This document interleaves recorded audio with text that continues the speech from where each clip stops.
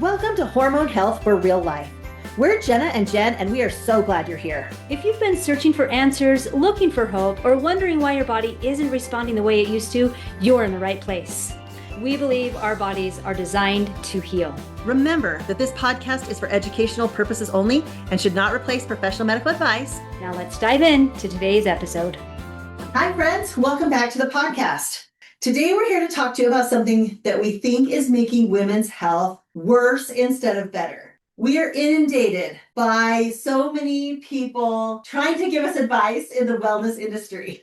In fact, there's so much information out there about health in general and specifically women's health that I find myself feeling more overwhelmed than ever before, which then leads to more stress, and then I'm more disconnected from my body. It doesn't take very long at all scrolling on social media before you see ads about try this new system, try this new exercise, try this new app, try this new supplement, try this new food. And you feel like you're going down a rabbit hole all of a sudden. And they're so good at marketing that I've spent many a night, late at night when I should have been sleeping, searching things on my phone. What are they talking about? Should I be doing this? How does this fit in with what I'm already doing? And it gets overwhelming so fast. It really does. We have to be so careful. And here's the irony. Many of the women listening to this podcast right now are trying harder than ever. We find ourselves tracking our food, reading books, following influencers, trying all the new protocols, and still not finding the right thing. The big health issue that we're seeing that feels like it infuses every conversation is that women have turned health into another full-time job. Let's talk honestly for a minute. As a woman, you're already carrying enormous mental loads. We have felt it. You probably feel it. You might be caring for children. You're managing your home. You might be working a job, serving in your church, in your community. You have to remember all the little things, birthdays and appointments and planning meals and keeping everyone else's lives running. That's a load. That's a load. And when the wellness culture says, now you've got to be an expert in all these health things, that's tough. I've been really frustrated over the years with one small little aspect, and that's what should I be eating? I'll decide on a way to eat and implement that plan and do really well, and then see something pop up about basically the opposite of what I've been doing. And then I rethink everything and try the new thing. And let me just tell you, trying different things all the time has not helped me progress in my health goals. I've had to really back up and not fly by every little whim that comes by, but I did for a lot of years. That's just one little piece. What should I be eating? But now we're being told we need to be experts in gut health, blood sugar, hormones, mitochondria, fasting, supplements, sleep tracking. The list goes on. Metabolic health, red light therapy, cold plunges, detoxing, functional testing, nervous system regulation, and we could just keep going because there's so many nuances to our health and there's a market for all of them out there. That does sound exhausting. Although I love learning about all this stuff. It's really fun. It's interesting. But when it starts becoming the full-time job, it's probably not healthy anymore. No wonder women are exhausted. We as women, we're not struggling because we don't care enough. We're just struggling because we're carrying so much. Which then leads into the next problem that we're having, which is that stress is still stress, even if it's stress about being healthy. This is where we want to go deeper. Most talk about the physical stressors, like poor food, lack of sleep, inflammation, toxins. But there's another stressor that we don't talk about. It's a hidden one. It's the stress of not feeling confident in our decisions. It's the stress of always believing that we're doing something wrong. It's wondering if we're missing that one magical thing that's going to make all the difference in our lives. What happens when we live in this state? Our nervous system never gets a chance to rest. Our body never receives the message that it's safe. And when our body doesn't feel safe, it shifts its resources away from healing, and we stay in this cycle. We're trying to figure out the things that can make a difference and really matter. And then by stressing about those, we're actually making it harder on ourselves. It's this culture of conflicting advice because one expert says to fast. One says don't fast. One says eat fruit. One says avoid fruit. One says lift heavy. One says only walking is fine. One says carbs are a problem, one says fat is the problem. Anyway, eventually we just stop trusting ourselves because we're trying to trust the experts, but the experts are all saying something different. We have lost the ability to listen to our bodies. Your body is giving you feedback every single day, but it's hard to hear the feedback when there's all these influencers shouting over it and telling you what you should do or shouldn't do.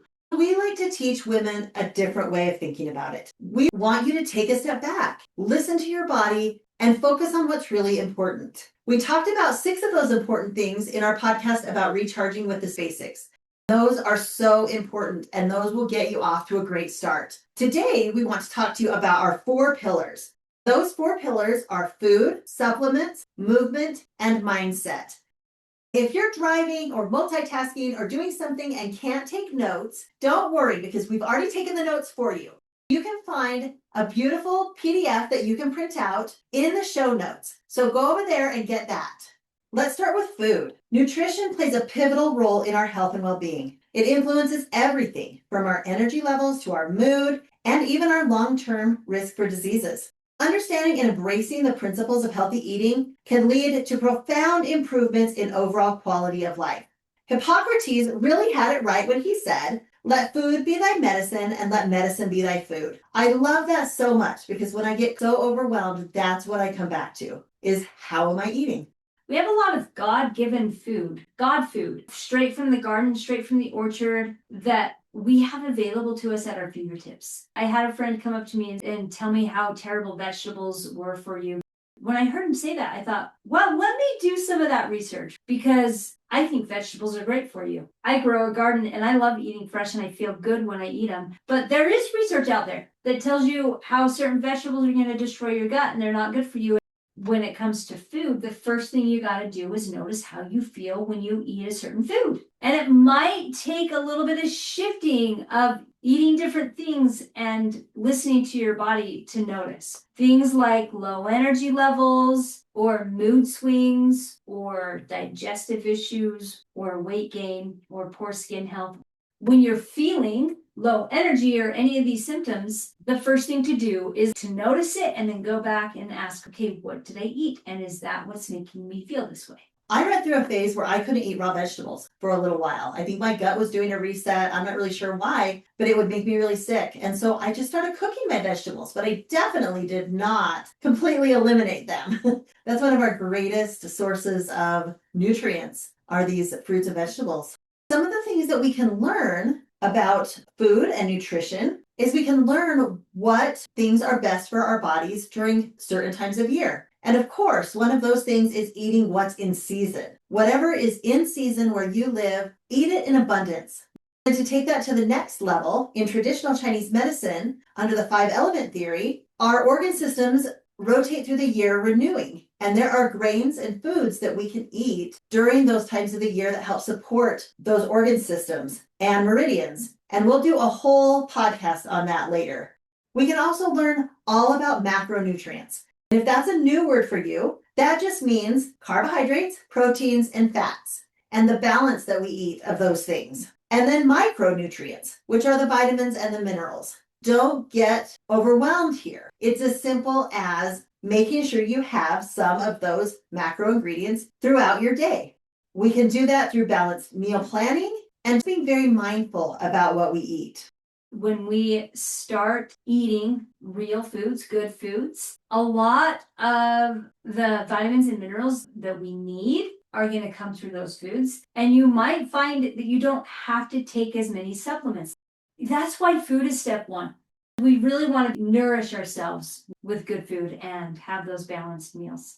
We can learn about the foods we're eating by learning about the nutritional labels. When we buy something at the store, being able to read that label, understand what the macronutrients are, and reading the ingredient labels. And now what to do about this? Choose fresh fruits and vegetables. Choose lean proteins. Choose whole grains, healthy fats over processed and sugary foods. It's so easy to sit here and say, just choose these things, because then you wake up for breakfast and that bowl of cereal is staring you in the face. It's the easiest, quickest thing to do. And you start the day all over again with processed food. Small things make a big difference. Add some fruit with it, add a protein with it, making sure you're getting all those macronutrients, the carbs, the proteins, and the healthy fats. I've learned for myself that I make better choices at home when I've made better choices at the store. Once it's in my house, I'm probably going to eat it. But if I can choose to put it back on the shelf and not purchase it and not bring it home from the store, then I will make much better choices because it won't be available to me. And we're not going to go into all sorts of foods right now, just knowing that there are good foods and that there are better foods and then that there are the best foods.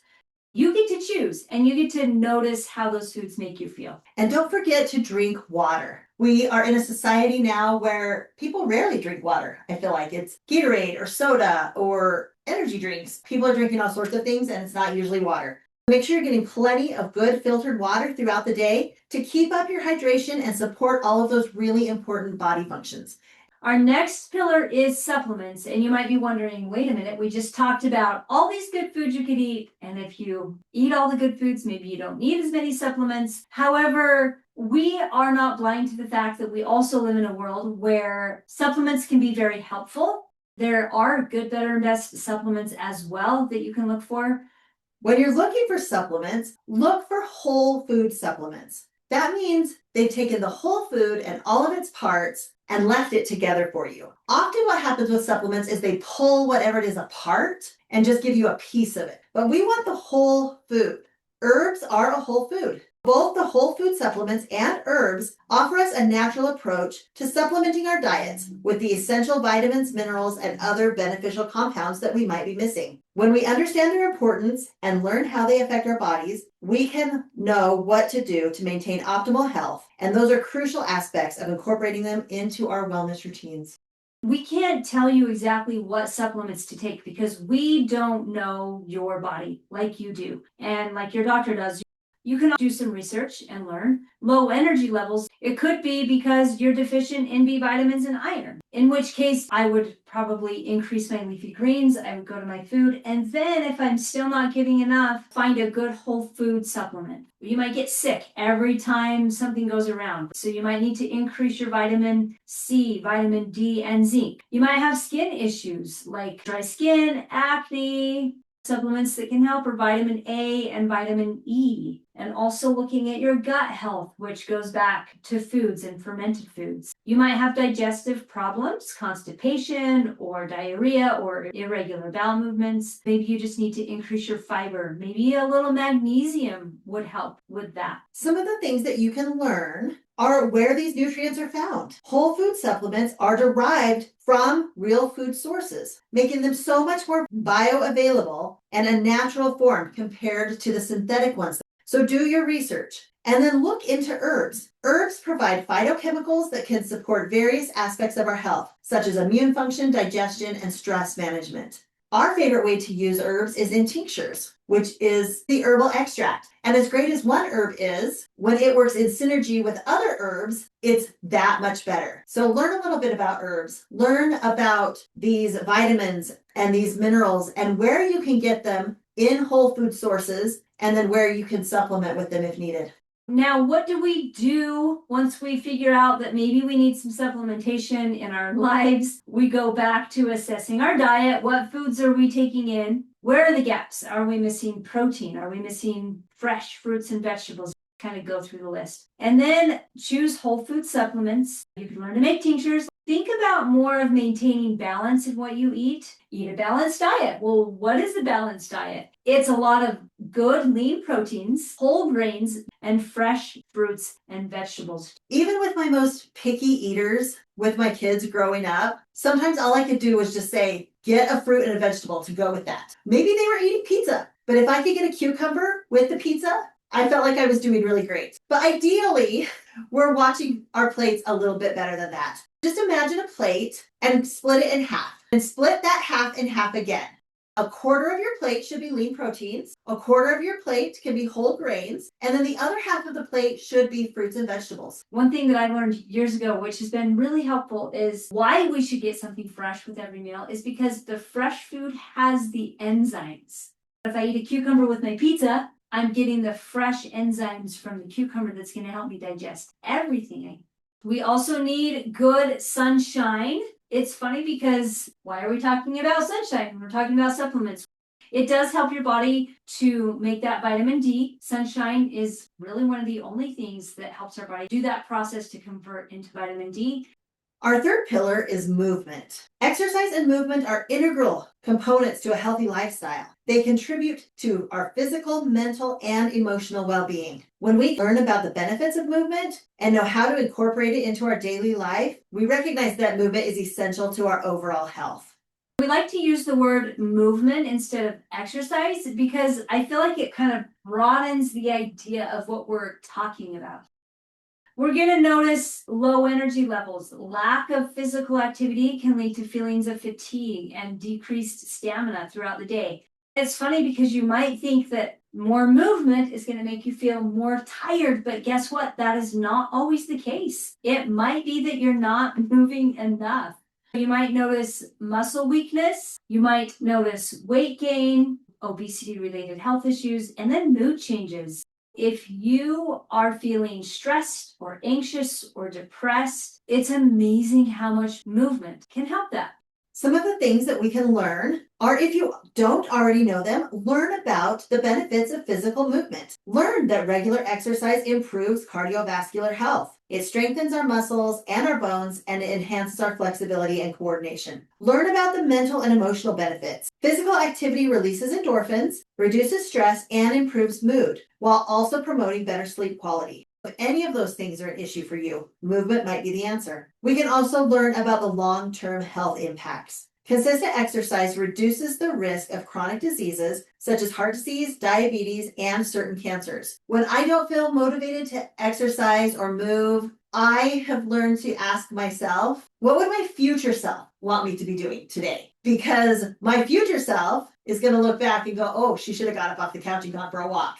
My future self will be the one paying the consequences. So find the motivation wherever you can and learn about different types of exercise and movement. There are so many kinds out there. There's aerobic exercise, and of course, a huge gamut in that. Walking, running, rowing, any kind of aerobic exercise. Strength training, whether with your own body weight or with weight equipment. Flexibility exercises through stretching and yoga, Pilates, and then even things like Qigong and Tai Chi. There are benefits to any kind of movement. Find something you love and do it. As women, when we talk about resetting our hormones that might be out of whack, we utilize all of these different types of movement throughout the month. Because as our hormones change throughout our 28-day cycle, our bodies crave and want and need different types of movement. I love movement. I love exercise. I love sports. And so I've always played a lot of sports. When I learned about cycle syncing and how I'm supposed to slow down when I'm on my period, that was actually really hard for me because yoga always seemed so slow. When I started paying attention to the rhythms in my body and fell into that, I was like, oh, I actually feel so much better when I slow down during that week and do a slower type of movement. I've really enjoyed Tai Chi lately and Qigong. They make my body feel so good. If you're not like that and movement is a little bit more challenging, start with something you love. Start slow and start to build from there. Set some realistic goals. Start slow. Consistency is way more important than intensity. Also, just as a really quick reminder, if you're in your menstrual years still, when you're on your period, which we call phase 4, then that is your rest week. So do something more restful. So if that means Tai Chi or yoga or take a nap, then that's fine. If you're training for a marathon and that means you only run 3 miles instead of 10 miles, that's fine. You've just got to determine what your rest is for your rest week. Resting makes such a big difference for the whole rest of your month. And when your period's done, you're in phase 1 and your energy's rising. Cardio is a really great thing to do during phases 1 and 2. 2 is ovulation. You've got a lot of energy. You can do fun things. You can do Zumba. You can do HIIT. After ovulation, you're in phase 3, which is a week to 10 days before your period starts. And that's when you can shift a little bit to more strength training, weightlifting, and things like that. So if you don't love to lift weights, try doing some push-ups and some squats and build your muscle, because that's really important too. In a nutshell, those are exercising for your phases. You definitely want to move every day. Our last pillar is mindset. A positive mindset forms the foundation of mental resilience, emotional well-being, and our overall happiness. It influences how we perceive and respond to life's challenges, shaping our attitudes and behaviors in very profound ways. Understanding the signs of negativity, learning strategies for fostering positivity, and taking proactive steps are crucial for nurturing a positive mindset. Things are thrown at us every single day that we're not ready for. The best way we can be ready is by working on our mindset. Some of the things you might start to notice are increased stress. Maybe you're just not handling stress like you should be or like you have in the past. You have a lot of negative thinking patterns, or maybe you're just feeling low self-esteem. That negative mindset really does undermine our self-confidence and hinder our growth and our ability to achieve. Or maybe you're noticing some strain in your relationships. That's also a good sign that maybe your mindset needs a little bit of a boost. There's a lot that you can do to learn about how to improve your mindset. Just knowing the benefits of positivity, a positive mindset can enhance your resilience. So when something comes at you, you're ready to face it. It improves your problem-solving skills. It fosters creativity, promotes emotional stability. You can learn techniques that challenge and reframe negative thoughts into more positive and constructive ones. So there are things like scribbling, which is a kinesthetic way to remove negative emotion. And you can learn that you can adjust your thinking very quickly. It seems like an easy thing to do, but it's something that you need to practice doing so you can get better at it. There's also all sorts of mindfulness practices that you can learn about, deep breathing and meditation. Also, gratitude is so very powerful. So learn about the power of gratitude, the power of appreciation. Every day, shifting your focus from what's lacking to what's present and meaningful in your life. After we learn, some of the things that we can start doing are prioritizing self-care. The saying goes that we as women can't pour from an empty pitcher. So keep your pitcher full by prioritizing your self-care activities, things that promote relaxation and rejuvenation. So maybe something like meditation or yoga, or taking time to do hobbies that you enjoy. Surround yourself with positivity. Surround yourself with supportive and optimistic people who can uplift and inspire you. And practice positive affirmations. Catch those negative thoughts that are going through your mind and reframe them to the positive, and start telling yourself the positive version of that. I love walking outside in the grass in bare feet and getting the sunshine and taking a deep breath. And that just resets my mind every time. I love it. You can drill it down to one or two things that really seem to work well for you. We have a couple of action items to send you off with today. The first one is to stop chasing solutions and just start looking for signals. Sometimes we want to treat the symptoms our body is giving us as the enemy, but symptoms are just communication that something is off in our body. Maybe our afternoon crash is a blood sugar issue. Maybe anxiety is just a nervous system issue. And maybe cravings are a nourishment issue. Instead of asking, how do I get rid of this symptom? Try asking, what is my body trying to tell me? That single shift can change everything. The next step is evaluate how you're doing in these 4 pillars. We want to find balance through all of these. Maybe you already know where you're feeling a deficiency. Are you feeling a deficiency in your food and supplements? Are you feeling a deficiency in movement? Are you feeling a deficiency in mindset? Narrow that down and start making some small baby step changes in that department. Then go back to our episode, Recharge with the Basics, and evaluate yourself on those 6 things. Pick 1 or 2 of those that you can start working on. Or, like we talk about in that episode, do all 6 of them at the same time, because it only takes 10 minutes. Just choose something and start some baby steps today. Consistency is where we find progress. Hopefully you've seen, as we've talked through these 4 pillars, that while we could spend a whole podcast episode on any one of these things, what we're actually teaching you is to learn to notice. Learn to notice your own body so that you're not swayed by every new piece of evidence out there, that you take the time to slow down, to consider, to do some learning about it, and then implement. Keep what's working for you and let go of what's not working for you. You get to be in charge of your 4 pillars, of your food, your supplements, your mindset, your movement. You get to be in charge of it. Hopefully this episode helps you take your power back and be able to feel comfortable in your own body and know that you can find solutions for your own body. Thanks for being here with us today. We'll see you next week.